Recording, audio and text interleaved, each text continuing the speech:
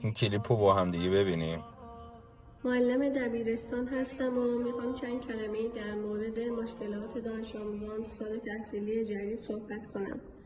متاسفانه دانش آموزای زیادی رو میشناسم که خانوادهشون در پرداخت شهریه و هزینه‌های تحصیل با مشکل مواجه هستن. یعنی حتی تهیه لوازم تحریر و کتاب‌های درسی براشون آسون نیست. بدتر از این، بیشتر دانش آموزان تعریف میکنن که بعضی همکلاسی‌هاشون تا مقطع راهنمایی باشون بوده.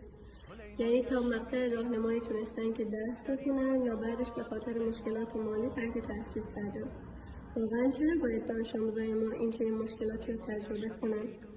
چرا باید به خاطر مشکلات اقتصادی از تحصیل قسمت دردناک این داستان اینجاست که مردم ما با فقر و تنگ دستی دست و پنجه نرم میکنن.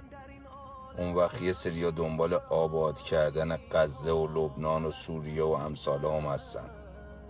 چراغی که به خونه رواست به مسجد حرومه.